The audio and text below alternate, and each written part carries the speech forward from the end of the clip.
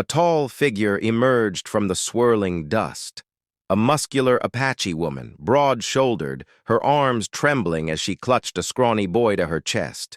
Sweat, dirt, and fresh wounds marked her skin. Her black eyes didn't drop. They locked onto Elias with fierce determination, edged with desperation. She stood at the fence, panting, then spoke in a hoarse but clear voice. "Let me be your wife. I'll meet your every need. In return, food for my son."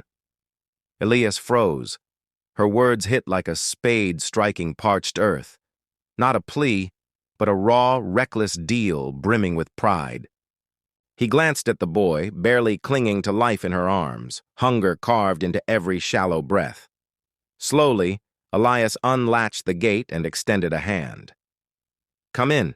Stay the night in the stable. Eat first. We'll talk about the rest tomorrow." The wooden gate creaked shut behind them, marking the start of a story neither could have foreseen. In the old stable, the flickering light of an oil lamp cast long shadows across gray wooden walls. Awanatata leaned against a post. Her bare, shoulders damp with sweat, one strong arm wrapped in torn cloth to cover a wound. Her son lay curled in a tattered blanket Elias had pulled from a chest. The boy slept fitfully, lips cracked, chest rising and falling faintly. Elias sat on the porch, rifle across his lap. A man accustomed to silence, he felt the weight of their breathing in the dark press on his heart like a stone. Her words, "Let me be your wife," echoed in his mind.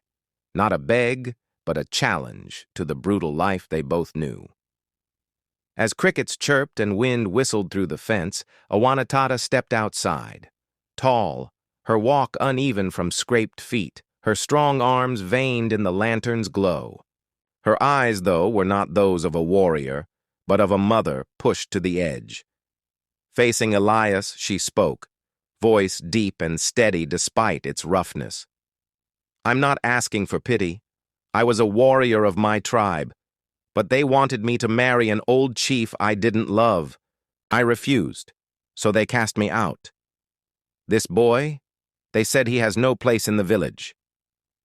Elias, his eyes lined with hardened creases, studied her. He'd lost his wife and young daughter to fever, and in her gaze he saw a pain he'd carried himself. "You looking for a home or just shelter for tonight?" he asked. She bit her lip before answering. "I want to live, and I want my boy to grow up free. If I must trade my body for that, I'm willing." The night wind slipped through the door's cracks, carrying the scent of sun-scorched hay. Elias gripped his rifle tighter, his chest burning like stirred embers.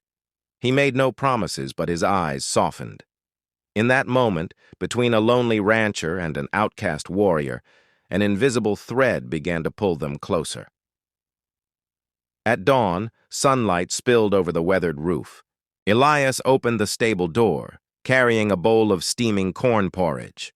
Awanatata was already up, hauling a bucket from the well, her biceps flexing under the strain.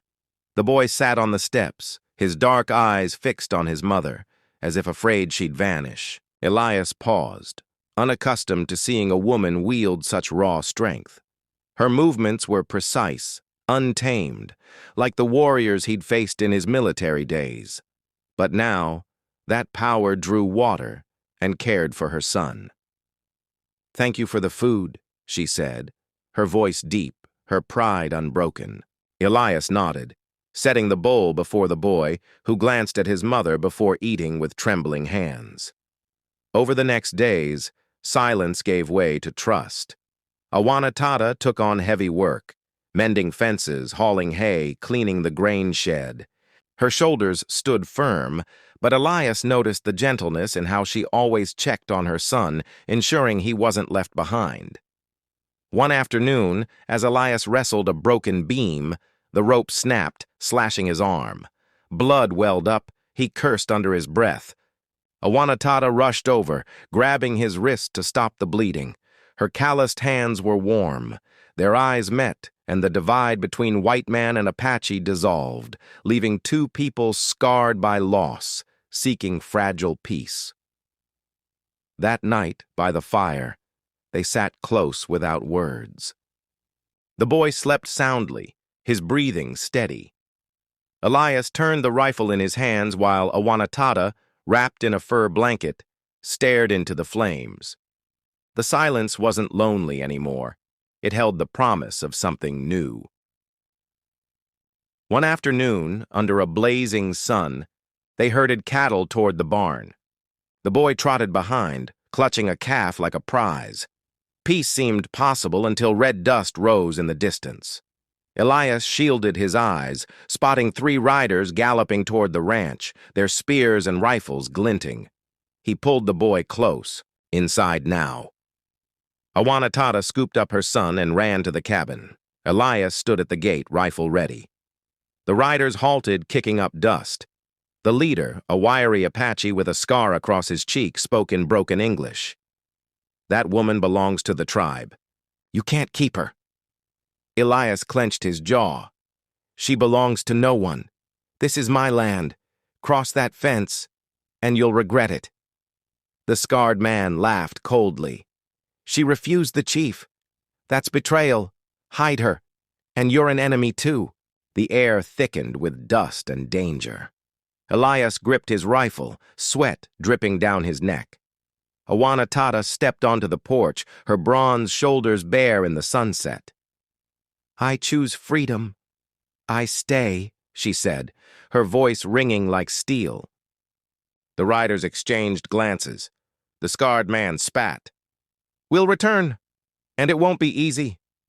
They rode off, leaving a storm of dust. Elias lowered his rifle, knowing peace was shattered. Awanatada touched his arm, not for comfort, but as a vow. She'd fight beside him. The ranch settled into tense quiet. Awanatada worked harder, as if proving she wasn't a burden. One evening, they mended a fence. Elias held a post, sweat soaking his back. Awanatada, her skin glowing in the red sky, tied the rope, her muscles taut. The boy played in the grass, his laughter echoing, a sound Elias hadn't heard since his daughter's death. When the rope snapped, cutting his arm, Awanatada grabbed his wrist, pressing the wound. Their eyes locked, and the distance between them vanished. That night, after a meal of beans and cornbread, they sat by the fire. The boy slept in her lap. Elias offered her a sip of whiskey. She hesitated, then drank, a faint smile crossing her lips. The first Elias had seen. He reached out. Her strong, trembling hand met his. Their first kiss was warm, deliberate, like embers glowing in the dark. Loneliness no longer ruled the cabin. At dawn, hoofbeats shook the ground. Elias loaded his rifle, eyes cold. Awanatada stood beside him, fearless. A dozen Apache warriors surrounded the ranch, faces painted red and black. Gray Elk, an elder with silver hair, spoke. "Awanatada, the tribe calls you back. The chief waits. Traditions aren't broken." She stepped forward. "I choose freedom. The tribe has no claim on me." Elias raised his rifle. "She stays. Cross that fence and you won't leave alive." Gray Elk stared. "You'd stand against the tribe? We could burn your cabin by dusk." Elias didn't flinch. "Maybe, but I'll take some of you with me." The silence was taut as a bowstring. Gray Elk raised a hand. "No blood today. The council decides at the full moon." The warriors left. That night rain poured from the mountains, lightning slashing the sky. Awanatada stepped into the yard with a blanket and food. Elias chased her through the downpour. "Where are you going?" Her tears mixed with rain. "If I stay, you lose everything." He gripped her arm. "I've already lost my wife, my daughter, nearly myself. If you leave, I lose again. I choose you and the boy." She dropped the bag and stayed. At the full moon, the council surrounded the cabin. Gray Elk spoke. "White man, you defy our traditions?" Elias stepped into the firelight unarmed. I take Awanatata and the boy as my family. This is my choice. Gray Elk nodded.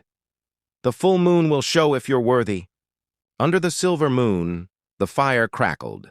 Elias and Awanatata stood together, her hand on her son's shoulder. Gray Elk said, "Actions speak louder than words." The tribe withdrew, leaving a challenge. They rebuilt fences, saved cattle from fire, watered the land with sweat. In spring, the boy laughed, riding a colt.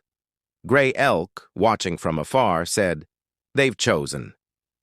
On the porch, Elias and Awanatata held each other, their peace hard-won, built by their own hands. The land bloomed green, dew sparkling on new fences. The boy's laughter filled the air, drowning out doubts. Elias rested his hand on his rifle, not for defense but habit. Awanatata leaned into him, her warmth a reminder they were no longer alone. Their choice had turned two broken souls into a family, strong enough to make the Wild West yield.